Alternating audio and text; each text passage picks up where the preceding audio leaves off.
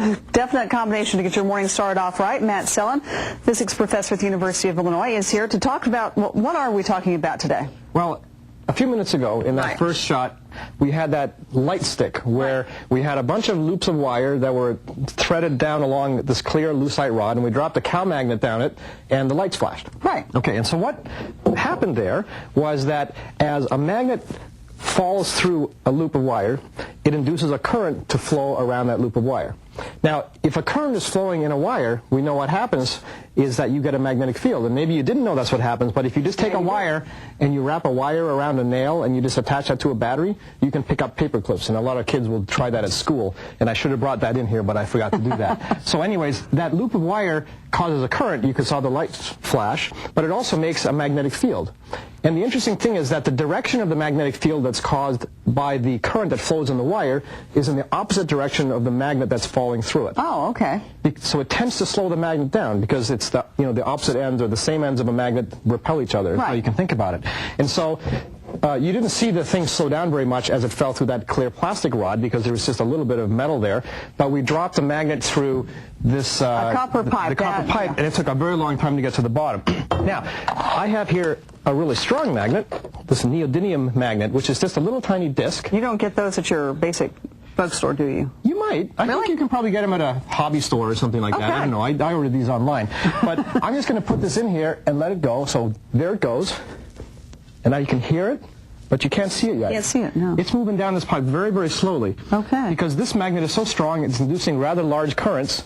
And so the motion of this magnet is just slowed down. There it goes. That's where it finally ended up. That so this thing fell very, very, very slowly down through this pipe. Now, the bad thing is you can't see it. It's just kind of surprising that it takes a long time. So what I have, that's loud. What I have here is a very strong magnet that I got by taking apart a disk drive from an old computer. Don't try that at home because somebody might be mad at you. And now the new disk drives don't have these very strong magnets anymore, but they used to have very strong magnets. And let's make a little ramp out of a piece of wood. I'm just going to slide this magnet down it. It slides pretty quickly. No problem.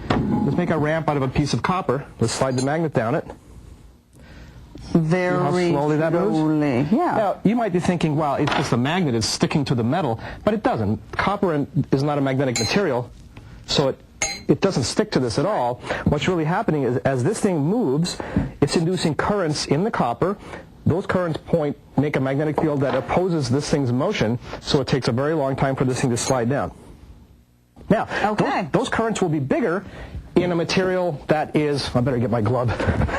Sorry, I threw it over here. Don't try this at home without your gloves. There you go. Here I have a piece of copper that's been in liquid nitrogen. It has lower resistivity, less resistance because it's very cold. We talked about that a few weeks ago. It is very cold. So when I do not handle it without a glove. When I do it with this one, you'll see it slides down very, very, very slowly. Right. And if you could zoom in on this, you'll see something very interesting. If I just let this thing fall, see what it does.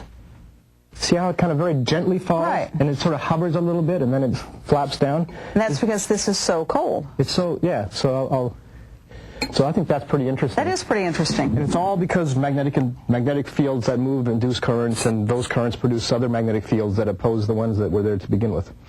Like I said, magnets, liquid nitrogen, and the wise guy. You can't beat it. Now, do we have a question for next week? Well, let's see if the viewers have any questions for next week. Go to our website, wcia.com. There's a link to the Wise Guy's website, or you can contact him directly. Wise Guy at UIUC. We're going to talk about generators and things like that. We'll talk about generators. Okay, thank you so much, Matt Sellen.